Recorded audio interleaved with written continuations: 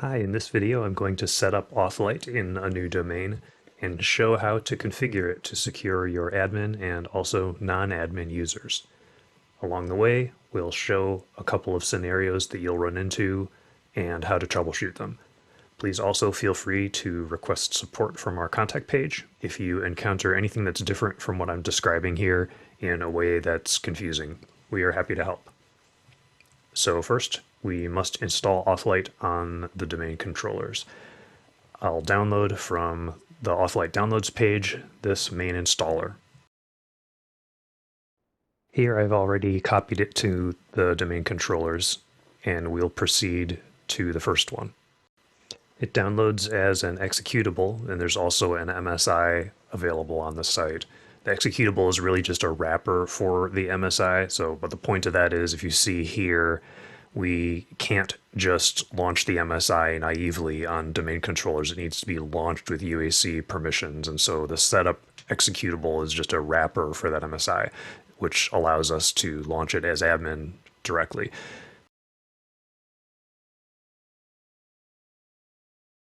It requires agreeing to the license here, and then we'll look through the features. All of the features that are selected by default are basically correct, and we will just click next. Now we see that here I've got a failure, and this I wanted to show you particularly. If your user isn't a member of Schema and Enterprise admins, you won't be able to do some of the modifications that the installer needs to set up the AuthLite data store. So I'm going to go into the properties of my user, see yes, I am in fact not a Schema admin, which is what it's complaining about here. So I'll add Schema admins and also Enterprise while I'm in here. These are to be able to create the AuthLite data partition and populate its database properties. So the installer rolls back. I have to log out and log back in order to actually see the new changed groups in my session.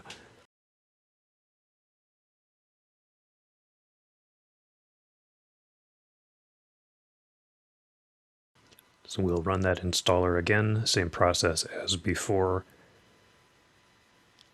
And this time we'll see that everything completes, and the installer indicates that we need to restart the machine. It is necessary to restart in order for the core of the AuthLite to load.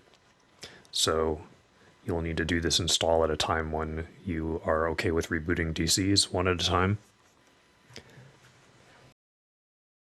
Here we'll just wait for the server to come back up.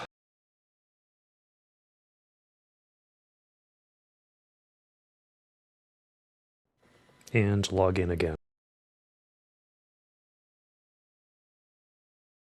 After installation and reboot of the DC, the AuthLite configuration software will automatically open, run once. It requires UAC permissions to run.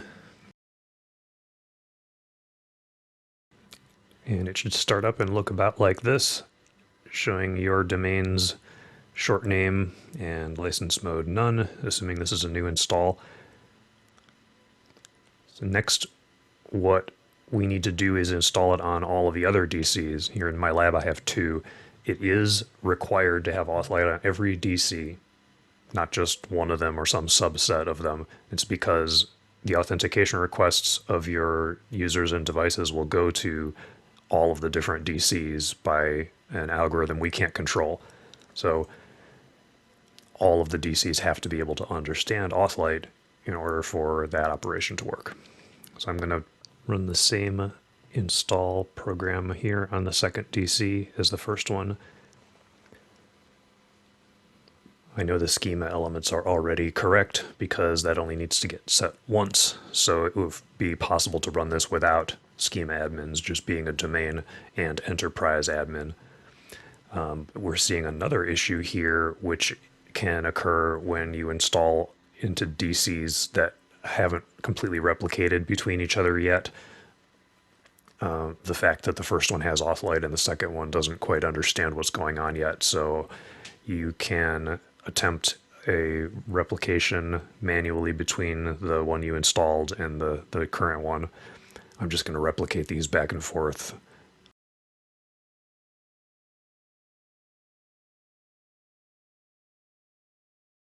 And now we'll see when I run the installer again, exactly the same way, then everything will succeed now.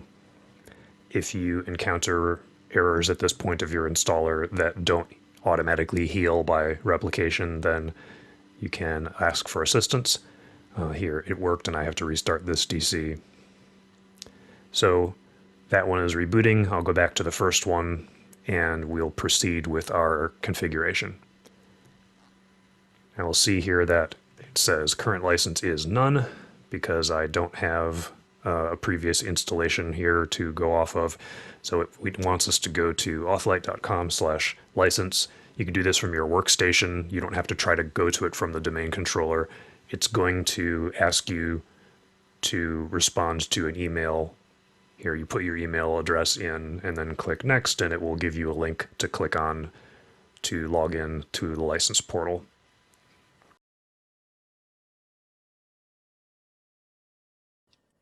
Go into evaluations because I didn't purchase yet. This is just a demonstration environment. Now we're going to need the license ID from the domain, and all that is the short domain name that's shown here in this license ID field. Okay, I'm going to take that and click Add Evaluation and enter in that ID and click Add, and then it will give me an evaluation license key that I can put in the domain controller's license field. So I'll click Change License and paste in that value. If you don't have clipboard operations, you could just type it in. Click OK, and then the license value changes to say it's an evaluation and when it will expire. Okay, so now we're ready to do some configuration. I'm going to launch the AuthLite admin PowerShell, which you can find in the AuthLite program group on the Start menu. It will first ask me whether I want to trust software that has been published by AuthLite. So it's just a certificate review here. I'm going to say A because I always want to be able to run this. The next thing that's going to get in the way is if you just launch this without run as administrator, then most of the setup items aren't going to work right. The script will stop you if you try to do that, and it'll say, hey, you need to run this as admin. You can also use the UAC command, which we added in here, which relaunches it. Same thing, run as admin.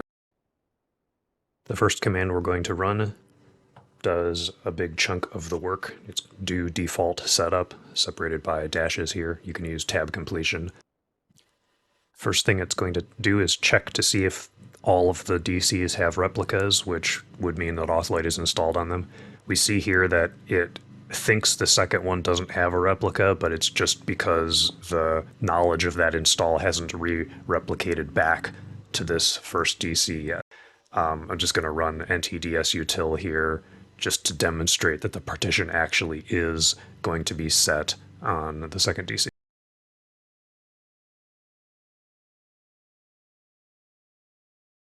Okay, after the replica check, the next thing it does is create some groups for us. So let's take a look at what that does in the configuration. Anytime a background process updates the configuration, it has to relaunch so it doesn't show stale data. Okay, so there's a bunch of groups here that were created for us, and by default, they get added to a new OU at the root called AuthLite Groups. You can change the OU name, change the groups names, or move the groups. So first, let's talk about what some of these groups do. The AuthLite users group is in this setting group for new users. When you want a user to be enforced and follow two-factor rules, we'll put them in this group. And this group has some connections to a couple of other ones, these session tag groups, which are part of the machinery of how AuthLite does enforcement. There's a number of other groups that it has created here, AuthLite protected groups, one for each power group, domain, enterprise schema, account operators, and backup operators. and we'll see more about how this works later, but each of these groups is paired to the real, true power group.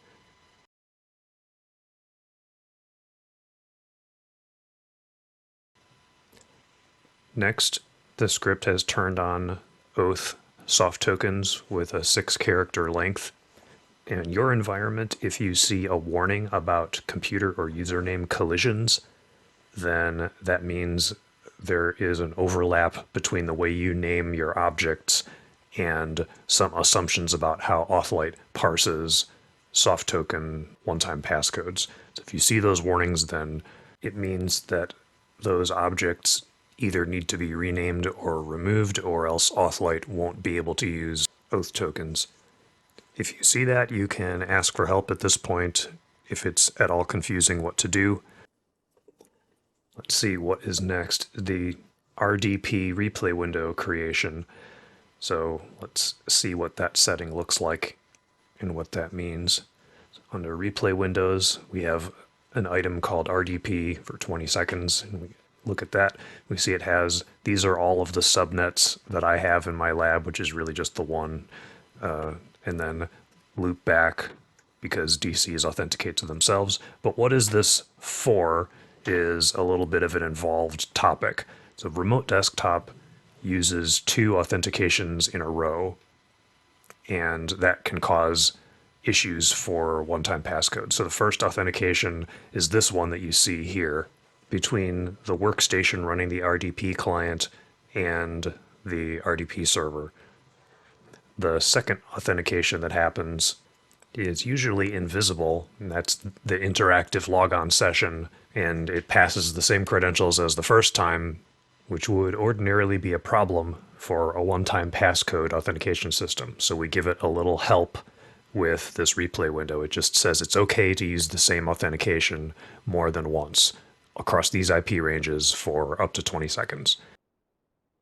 All of the ranges can be in the top window there, and the bottom window can basically stay empty unless you have IP ranges where you know you're only going to be using them to launch RDP clients, but you will never remote 2 things on that range. So just clients only, like a VPN range.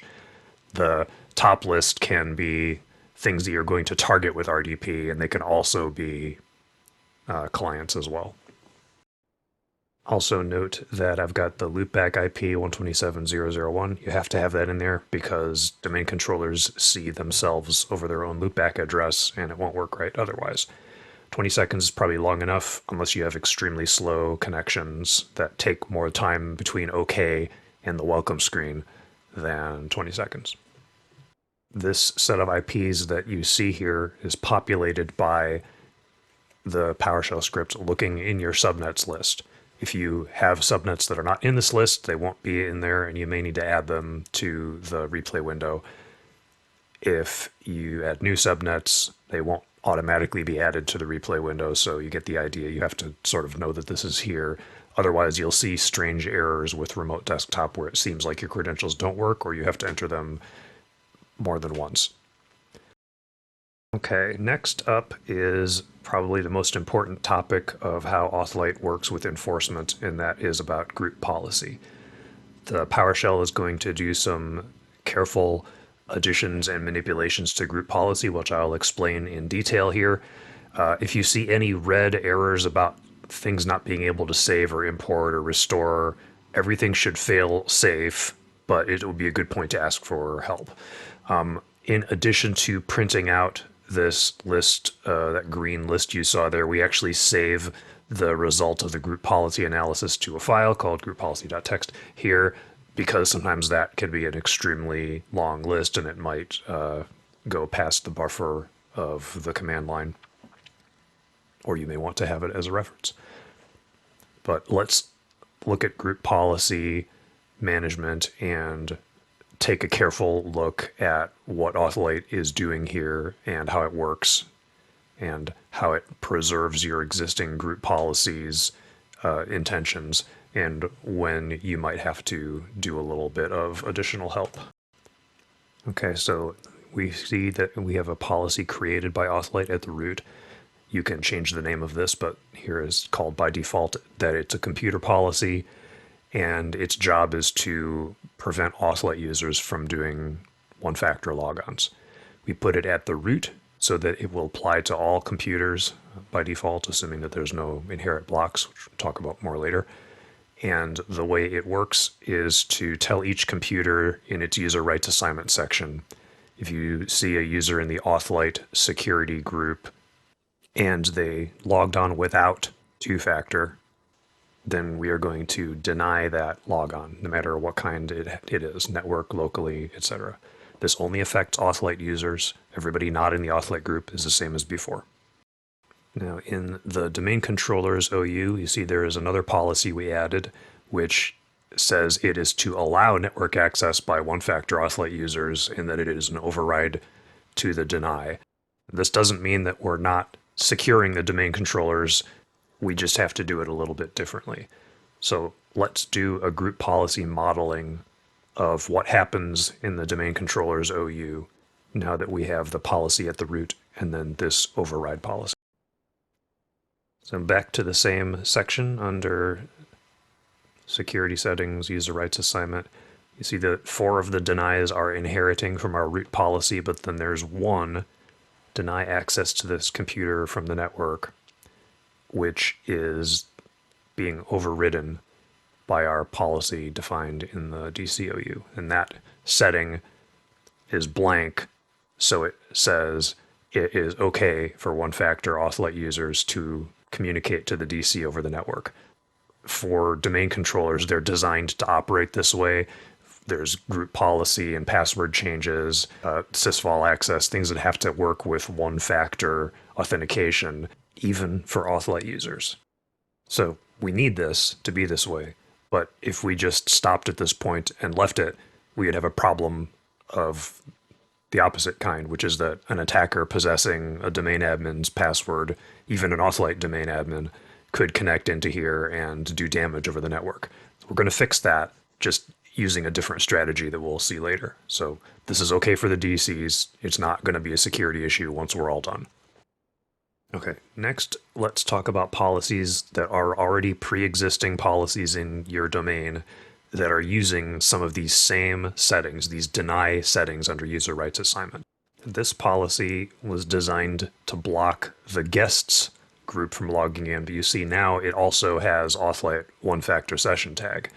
And if we look at the log of what the script did, we can see here appending AuthLite one-factor session tag deny to the policy deny guests, which is this one, the one that we're looking at. So that's what did it, but why? Why did it do that? So the way group policies work in these list settings is whichever policy has highest precedence defines the entire list. So in this case, 2 different policies are trying to affect these lists items. And if we look at the OU and the group policy inheritance, you can see that the deny is taking precedence. It's the highest precedence. So the deny guests GPO is going to define the entire list. Anything else that tries to set that setting list is not going to affect the value of the list at all. So, okay, we want to deny guests. We also need to do the AuthLite deny. And we can't have, even if applying both policies doesn't do both things. So we have to make the policy that wins do the AuthLite deny in addition to whatever it was doing before. So that's why the script is monkeying with the group policy settings that already pre-existed if they had these denies. So they're going to do exactly what they did before, but also the AuthLite deny. Okay, let's look at a place where we have to make an exception to the group policy and the script doesn't know how to do that for us. So let's say you have Exchange servers and your AuthLite users will have mailboxes on it. In order to not break active sync for those users, we're going to need to let network access happen even if the AuthLite users are one-factor. So we start, let's look at what policy is currently applying to this OU. And because of the root policy to block one-factor AuthLite user logon, you see all 5 denies there are in place. This top deny is the one that we want to omit. We want to override this. This is a lot like what we did on the domain controllers, in fact, and we can use the same policy that the script created to override that deny for network. We could just link it here to the Exchange server's OU. So now we have the root policy applying and then being overridden, partly overridden by this second policy defined locally on the OU. So let's refresh this group policy model and see how it has changed. So now we still retain the 4 denies from the root, but the network deny is blank, which means AuthLite users who have to hit ActiveSync will not fail. Okay, now in my situation, I already had an OU for the Exchange servers, but what if your Exchange servers are somewhere else, like the computer's container, or some OU with a whole bunch of other servers? We only want to apply the override here to the Exchange server, not to the rest of the machines in wherever container it's in. So if you have to create a new OU for your Exchange servers and you move the computer object into it so that you can apply the policy to it, that's all a great solution. There's one more thing you have to know if you do this, which is if you've moved a computer to a new OU, the changes you make to the policy will not take effect until after you do a GP update / force on the target machine. So you could remote to the Exchange server and do GP update force on it. I'm not going to actually do that here because I'm only pretending I have an Exchange server. I don't in fact have one. But if you don't do this, the policies won't take effect until the machine reboots. Okay, and since we're talking about Exchange, all we've done so far is prevent Exchange stuff from enforcing, but you may still want to do enforcement for Outlook Web Access and basically everything else except for ActiveSync. So to do that, you have to install AuthLite on the Exchange server and set some settings on it. So I'm searching for Exchange here in the documentation to get to the partial enforcement page, and this shows a list of items to be set into the forced two-factor processes list on the Exchange server itself. You don't do these settings on the DC. It has to be on the Exchange server or whatever server you're trying to affect. Now that we've seen the policies that the script does for you and the ones you may need to assist with, let's go back to the PowerShell, and I want to show you how to evaluate the state of your entire group policy. So see on Exchange here, we've made that exception for the network deny. There's a command, it's already been run once here by the default setup, but there's a subcommand you can run again anytime you want called check group policy. And this will look at your entire group policy ecosystem and show you a resulting list. So you see the root policy and then the deny guests policy are all green because they're doing AuthLite rules. This purple rule here is purple and showing that it's an other policy. It's not an AuthLite deny. We've purposefully done that, but the script doesn't understand that it's okay. We did this on purpose because we want ActiveSync to work. But the script can give you a readout of the current state of your group policy. And the reason that it's important to know this is that group policies on a domain will change over time. If you or someone else comes along at some future point and decides to make some new denies, make a new policy that has some extra rule that you want to deny a particular service account to log on, that's fine. It's reasonable to want to deny various things at different times. But when you make a new policy like that, it could have unintended consequences to you for what policies were already applying it there before. So if I run check group policy again, well, look, now we've got this new line here that says there's a type other policy, meaning it is purple, meaning there's no AuthLite enforcement on this one item. So if you run check group policy periodically and see colors in places you don't expect, then it's a good way to keep on top of policies changing. And in this case, the solution isn't to throw away the new policy. The new policy is there for a good reason, we assume. But we have to tell this policy, the one that wins the precedence, to also deny the AuthLite one-factor session tag like this. So now the policy does whatever it was doing before and also what we want it to do for AuthLite. It's not ideal to have to make one policy do unrelated things like this, but it's just a symptom of the way group policy was designed, and it's the reason that we wrote this check group policy script so that you can stay on top of it. And here indeed we can see that the new policy is green now, showing up as a type equals AuthLite policy because it's doing our deny as well. Okay, now there's another important concept for how group policy is going to work or not work, which is inherit blocks.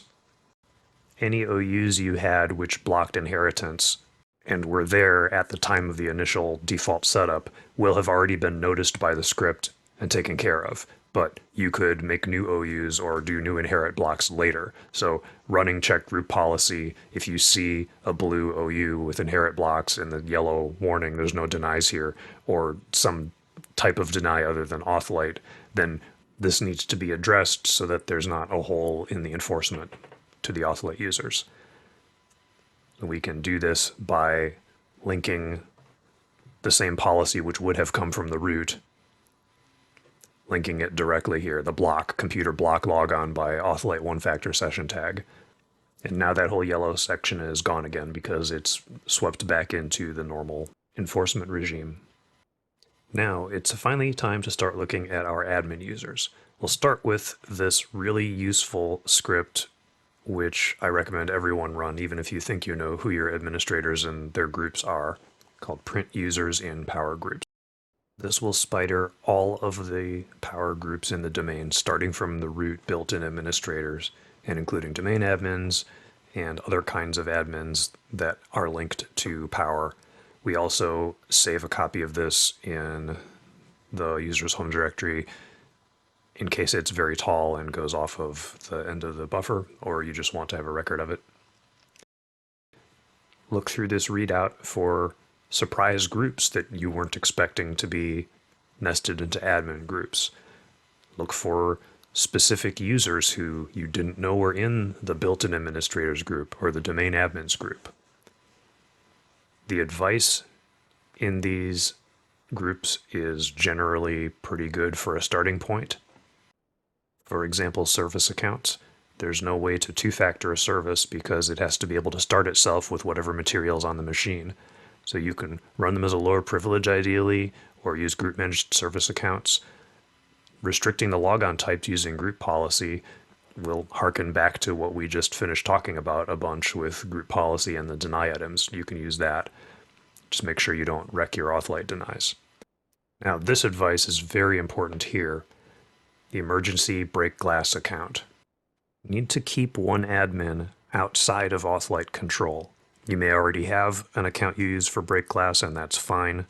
Just make sure it's got a randomly generated password and you save it somewhere secure. If you use it for something, for an emergency, then rotate that password again after you're done.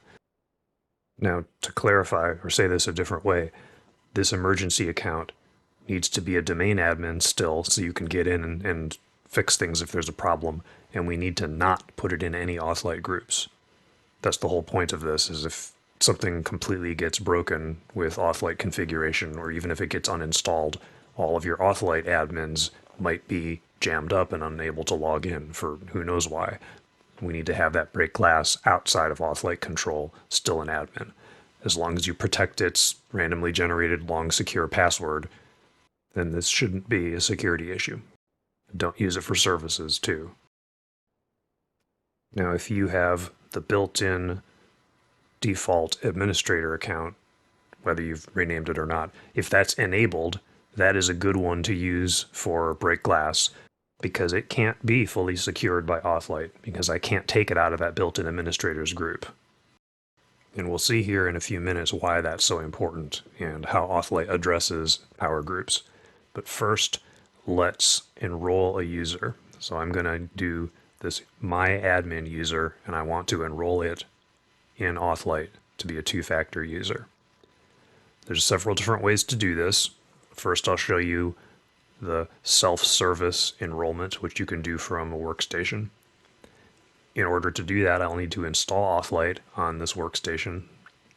It's the same installer as you ran on the domain controllers, but it will put different components on a member machine versus a domain controller.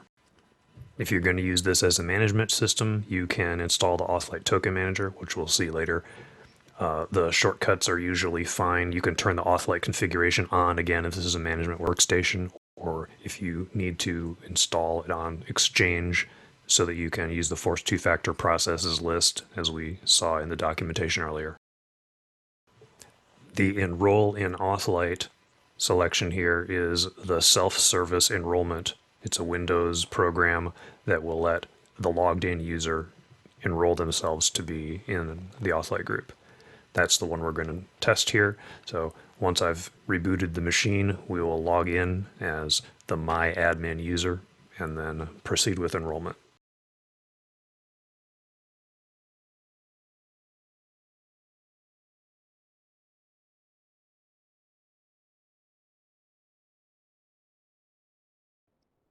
From the Start menu, I'll find the Enroll in AuthLite and run that. And this is my administrator user, and we'll see that right away this has failed with the important message that for administrator users, we've got more work to do before we can proceed with enrollment. We have to convert their admin groups. Now, if this was a normal user, not an admin, they can run this tool just fine and proceed. They wouldn't get this error. And this tool actually was originally made for normal non-admin users to use. But because I'm enrolling an admin, let's go back to the DC and convert the admin groups. And you may notice the one-time passcode field here underneath my password. We're going to ignore that for now. AuthLite's just a little confused because this user is in power groups, which it considers important to itself, but that will all be resolved here shortly.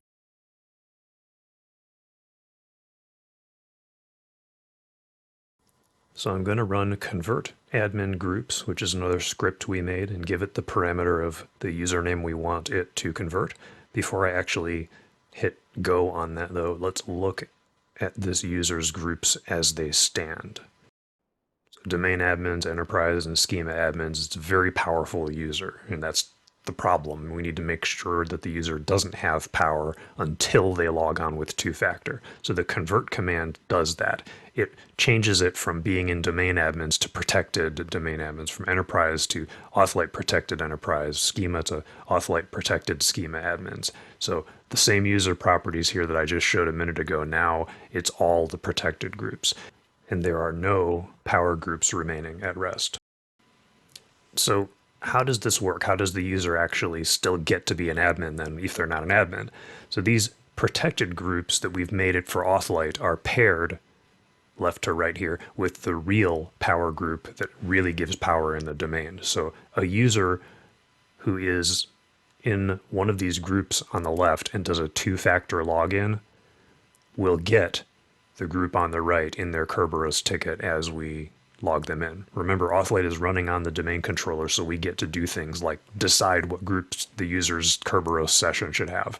So you'll have all the rights that you ordinarily expect to have, but you have to log in with two-factor to get it. An attacker would be trapped with only the weak groups, which is, again, that's what we want. Okay, so we've done our conversion. That's done. Now, that's what failed over here before. It was preventing us. We say try again. Okay, good. Now we are set for the group check and we're ready to set up our token. First, I'll do a YubiKey, the hardware token. So I'll click Set up YubiKey, and first it's going to need to know the password of this user. You can only assign a token to yourself if you can prove that you know your own password. And then I'll click Continue. Now it's going to program the YubiKey that I've got plugged in, and then it needs me to tap the gold contact on the middle of the key, and that will enter a one-time passcode here. Then I click Continue, and that's the final check, and AuthLite has assigned that key to me, and it has added me to the AuthLite group, so I'll be two-factor enforced now. And then that final section is telling us that the offline credentials are cached. So when you've got a green board here, the offline logon is cached, then we know this machine is okay to go offline and it will be able to log in with this user at home. Maybe a little weird that it's a domain admin logging into a workstation, but for purposes of this demo, I just wanted to show you the offline caching. Next, let's set up an OATH token. We want the online OATH token option, because if we chose offline, it would only be useful for logging into workstations when they were away from the domain and it couldn't be used otherwise. So online, we click the button and get a QR code, and I beep this into the Authenticator app on the phone. You can use whatever Authenticator app you like. They all work the same way. Once you've got it, you click done, and the app makes you prove that you've got the right code by typing it in. And assuming that that's correct, it will bind that token to you and define it in the AuthLite token manager, which we'll see in a minute. And you'll be able to use this soft token.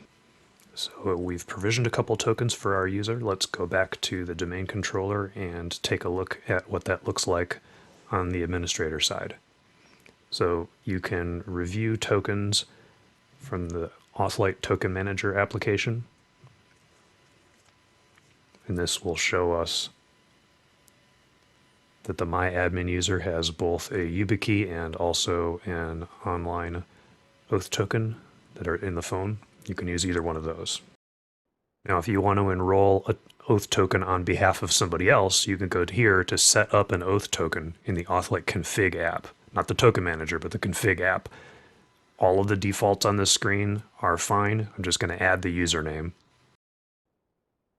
Click setup, and then just like before, you have to contrive to get that QR code onto the user's phone. Don't email it or whatever. You don't want that code to be persisted into something forever, but just briefly show it to the user in a Zoom meeting or something. One important caveat with this method of enrolling tokens is it will not check that you've got the code correct, and it will not verify that you've pulled user out of their power groups using the convert admin groups command like we saw before. So if you use this process, you're on your own to remember that if it's an admin user, you have to pull them out of their groups. We refresh the token manager here. We see now they've got 2 soft tokens. Okay, so now our user is finally ready to do some testing. We fixed their admin groups to be safe and gave them tokens. So I'm going to RDP to this same domain controller as we were already on, as we know the settings are the most up-to-date there. We don't have to worry about replication. After my password here, I'm going to have a one-time passcode field to enter my soft token 6 digits, or if I want to, I can tap the button on the YubiKey there, and every time I press that button, it'll give me a different one-time code. So I've got username, password, and code, and then I can log in. See there, I'm reconnected back to my old session. So I'm going to show you some more stuff with remote desktop. There's differences between domain controllers and everything else because of how the security policies are changed. So what if I just put my password in here and ignore the one-time passcode field completely? Connecting to the domain controller, just a one-factor login for that first authentication to the network. Now you see it didn't fail me, it just allowed that to work with the username and password, and now it's asking me for the one-time code. This is because domain controllers are specially kind of lenient for that first authentication. We set them up to be that way to not break things. And that's why it's so important that our admins don't have any admin groups on their own until 2-factor time, because we know they can touch domain controllers and otherwise they'd be in trouble. So, but what if we connect with remote desktop to something which is not a domain controller? Everything else except domain controllers requires 2-factor even for that first network connection. Okay, so see how that gave me this error here? It's restricted. I'm not allowed to do that. That's because I didn't put the one-time passcode field in. Another thing that you'll need to know for RDP and just entering credentials generally, if you don't have AuthLite installed somewhere or Dialog just doesn't have a one-time passcode field because it's not this Windows dialog. You can put a dash after your username and put the one-time passcode field after that, the soft token or the YubiKey. And when I say dash, it's just a minus character. So that's your 6-digit code, or press the button on the YubiKey and that'll work. Now I'd like to take a minute to show you some troubleshooting and how to handle emergency sort of situations where you can't get logged in and you have a suspicion that it's because of AuthLite. So this is just the group properties of this same user that we've been enrolling. You'll notice he's in the AuthLite users group, which means it has to do two-factor because of all those group policies. And then he's in the AuthLite protected version of the administrator groups. So you will get those power groups, but only with a two-factor logon. Well, so let's say that something's broken and we don't know exactly what it is, but we expect that it's because of the two-factor. Maybe all the users are broken and you had to log in with a break glass account. Well, go in here and take them out of the AuthLite users group. Now they don't have to do two-factor. Take them out of the AuthLite protected groups and re-add natural power back to them with the domain admins group. The real one, not the protected one. This turns the user back into a one-factor, and you can switch back and forth between one-factor and two-factor by changing these groups back and forth like this.